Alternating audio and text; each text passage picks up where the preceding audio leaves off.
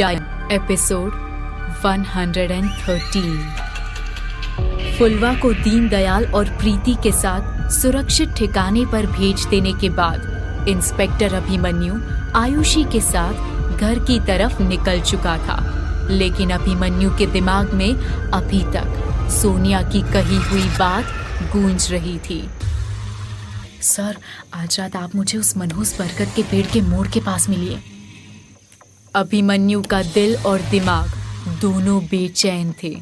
उसके मन में बार बार एक ही बात, एक ही सवाल दस्तक दे रहा था कि इतनी रात गए सोनिया ने उसे क्यों बुलाया होगा, और बुलाया भी तो मनहूस बरगद के पेड़ के मोड़ पर ही क्यों। इंस्पेक्टर अभिमन्यु का बस चलता तो वो उसी वक्त सोनिया की बताई हुई जगह पर पहुंच जाता, लेकिन आयुषी उसके साथ थी। बिना वजह आयुषी को साथ ले जाना अभिमन्यु को ठीक नहीं लग रहा था। इसलिए अभिमन्यु ने फैसला किया कि वो सबसे पहले आयुषी को घर पर छोड़ने के बाद रात में सोनिया से मिलने जाएगा। दूसरी तरफ अभिमन्यु की माँ सरला देवी अपने घर में बेचैन होकर इधर उधर चक्कर काट रही थी, क्योंकि प्रीति और बेटा अभिमन्यु अभी तक घर नहीं लौटे थे। सरला देवी इसी परेशानी में थी कि तभी घर के दरवाजे पर दस्तक होती है। सरला देवी जानती थी कि हो ना हो दरवाजे पर उनका बेटा और प्रीति ही होंगे।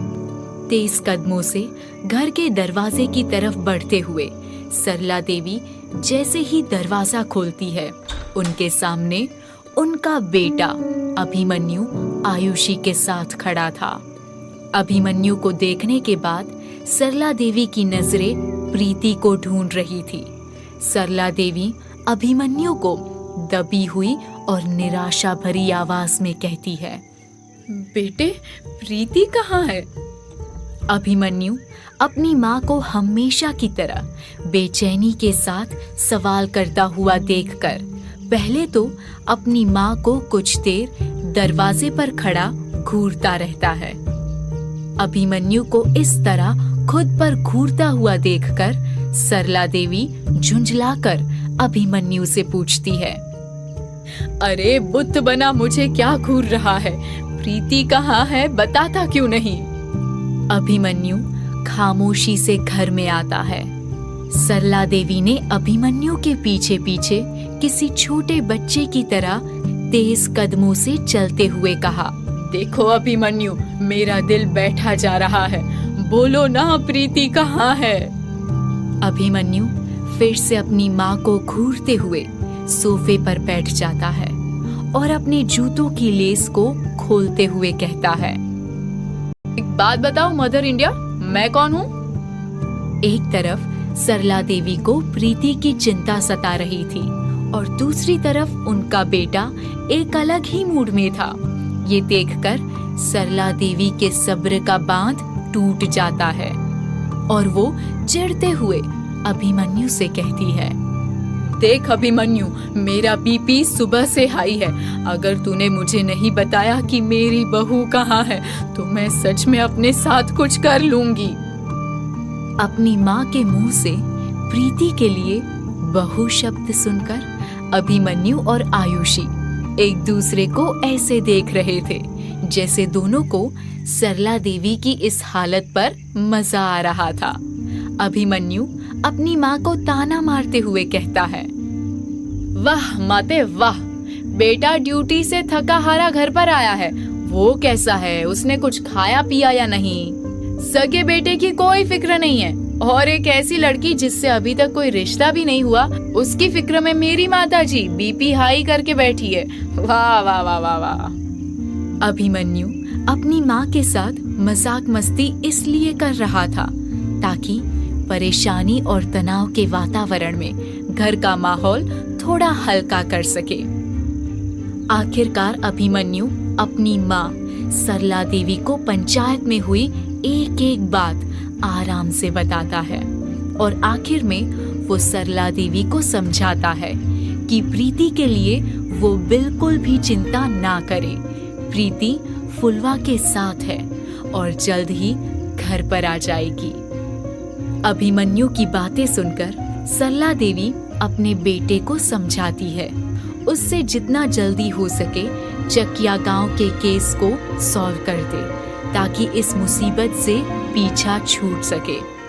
सरला देवी अपने बेटे पर आ रही एक के बाद एक परेशानी के चलते बहुत ही दुखी हुआ करती थी।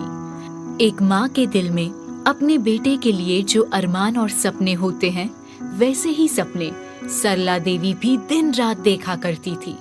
वो चाहती थी कि उनका बेटा अपने जीवन की सारी झंझटों से बाहर निकलकर प्रीति के साथ घर बसा ले और खुशहाल जिंदगी जिए, लेकिन ये कहाँ आसान था। शाम धीरे धीरे ढलने लगी थी। जैसे जैसे वक्त गुजर रहा था, इंस्पेक्टर अभिमन्यु आधी रात का इंतजार कर रहा था, लेकिन अपनी थकान को दूर करने के लिए अभिमन्यु खाना खाने के बाद कुछ घंटों की नींद की आस लिए गेस्ट हाउस चला जाता है। थका हारा अभिमन्यु 11 बजे का अलार्म घड़ी में सेट करने के बाद गेस्ट हाउस के नर्म बिस्तर पर धीरे धीरे नींद के आगोश में चला जाता है। गेस्ट हाउस की खिड़की से हल्की हवा की सरसराहट के साथ दीवार पर टंगी घड़ी मानो हवा की आवाज के साथ जुगलबंदी कर रही थी। गेस्ट हाउस के अंदर और बाहर एक अजीब सी खामोशी छाई हुई थी कि तभी इस खामोशी को तोड़ते हुए गेस्ट हाउस के दरवाजे पर कोई दस्तक देता है। अभिमन्यु भले ही थका हुआ और आधी नींद में था, लेकिन था तो वो चीते की तरह तेज और हमेशा अलर्ट। जैसे ही दरवाजे पर दोबारा दस्तक होती है, अभिमन्यु दरवाजे के पास जाकर कहता है, कौन है? कौन है? दरवाजे के बाहर से कोई जवाब नहीं आता। कुछ देर अभिमन्यु बंद दरवाजे को ताकते हुए खड़ा रहता है कि तभी दोबारा बाहर से कोई दरवाजा खटखटाता है। अभिमन्यु बिल्कुल अलर्ट पोजीशन के साथ एक ही झटके में दरवाजा खोलता है और देखता है कि बाहर नकुल खड़ा है। अभिमन्यु थोड़ा रिलैक्स होता है और नकुल से पूछता है, अच्छा तो तुम हो। मुझे पता था कि तुम मुझसे मिलने जरूर आओगे, लेकिन इस तरह आओगे ये नहीं पता था। नकुल बिना कुछ कहे अभिमन्यु को बस घूरे जा रहा था। नकुल ने इस तरह आकर अभिमन्यु की नींद खराब कर दी थी कि इस बात से अभिमन्यु गुस्से में दरवाजा बंद करने की कोशिश करता है, लेकिन वो दरवाजा बंद करता उससे पहले नकुल अपनी टांग दरवाजे में भिड़ा देता है और अपनी कमर में से पिस्तौल निकालकर अभिमन्यु के सामने तान कर कहता है, देखो मेरे सर पर खून सवार है, लेकिन उस खून के चक्कर में मैं अपने हाथ खून से नहीं रंगना चाहता। दिल तो करता है कि इस पिस्तौल की 6 गोलियां तेरे सीने में उतार दूं, लेकिन क्या करूं, ये साली सरकारी नौकरी बीच में आ जाती है। अभिमन्यु शांति से नकुल की बात सुन रहा था। इतने साल की पुलिस की नौकरी के बाद अभिमन्यु भौंकने वाले और काटने वाले कुत्तों के बीच का फर्क बहुत ही अच्छे से जानता था। वो ये भी जानता था कि नकुल उसे धमकी देकर अपनी हार की भड़ास निकालने वहां आया है। दूसरी तरफ अभिमन्यु के सामने पिस्तौल ताने खड़ा नकुल अपनी गिदड़ भभकी आगे बढ़ाते हुए कहता है, अभी तो मैं यहाँ से जा रहा हूँ, लेकिन अगर मेरे मामले में तूने उंगली करने की कोशिश भी की तो मैं भूल जाऊंगा कि तू मेरा सीनियर है। धमकी देने के बाद नकुल जा चुका था। अपने जूनियर से धमकी सुनने के बाद भी अभिमन्यु मस्त मौला की तरह फिर से इस तरह अपने बिस्तर पर जाकर लेट जाता है जैसे कुछ हुआ ही ना हो। अभिमन्यु सोने की कोशिश कर ही रहा था कि उसके मोबाइल पर एक मैसेज आता है। ये मैसेज सोनिया का था, जिसमें लिखा था, आप आ रहे हो ना? अभिमन्यु सोनिया को आने का कहकर सोनिया के बताए हुए ठिकाने की तरफ निकल जाता है। आधी रात का वक्त, सुनसान सड़क, गाड़ी के इंजन की आवाज के साथ हल्की रोशनी में अभिमन्यु जंगल में आगे की तरफ बढ़ रहा था। गाड़ी की हेडलाइट्स की रोशनी में छन कर आ रही धुंध अभिमन्यु को लगातार अकेलेपन का एहसास करवा रही थी। आखिरकार अभिमन्यु मनहूस बरगद वाले मोड़ पर पहुंच चुका था। मोड़ के उस पार अभिमन्यु के सामने वही मनहूस बरगद का पेड़ उसकी तरफ मानो बाहें फैलाए खड़ा था। गाड़ी का इंजन बंद करने के बाद कुछ देर तक गाड़ी में ही खामोशी से बैठा रहता है। ऐसा लग रहा था मानो अभिमन्यु के आसपास ना इंसान है ना इंसान की कोई जात। कुछ देर इंतजार करने के बाद अभिमन्यु फोन निकालकर सोनिया को कॉल करने ही वाला होता है कि ना जाने कहां से किसी भूत की तरह सोनिया अभिमन्यु के सामने प्रकट होती है। सोनिया के इस तरह अचानक से सामने आने से अभिमन्यु थोड़ा डर सा जाता है, लेकिन अपने आप को संभालते हुए सोनिया से कहता है, मुझे यहाँ मिलने क्यों बुलाया, वो भी आधी रात में? सोनिया अभिमन्यु से कहती है, सर, उस बरगद के पास एक पुराना कुआं है, आपको वो सबूत मिल सकते हैं जिसकी आपको तलाश है। अभिमन्यु कुछ देर तक सोनिया को घूरता रहता है। खुद की तरफ इस तरह घूरता हुआ देखकर सोनिया अभिमन्यु से कहती है, क्या हुआ सर?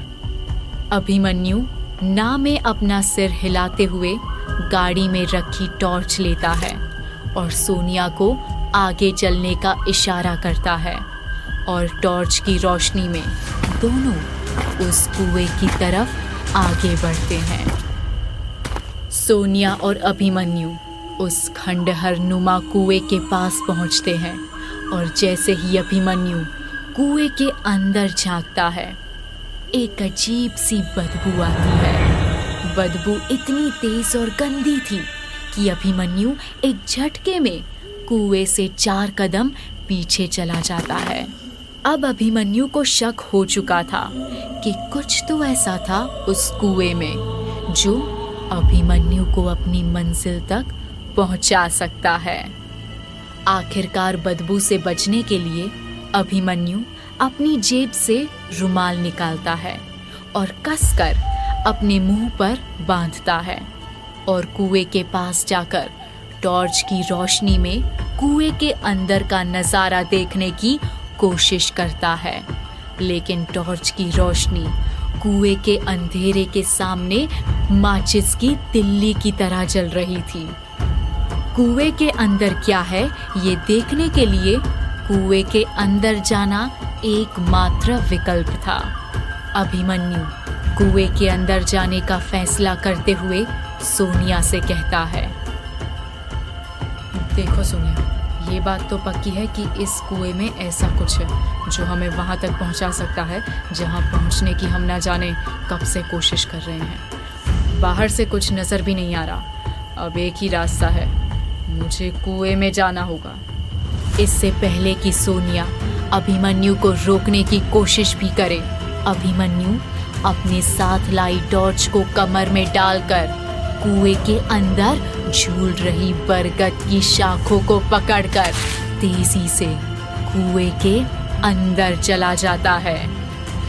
सुनसान रात, सामने मनहूस बरगद का पेड़, अभिमन्यु कुएं के अंदर और कुएं के बाहर सोनिया। क्या था कुएं के अंदर? कुएं के अंदर से आ रही दिमाग को सुन्न कर देने वाली बदबू का क्या राज था।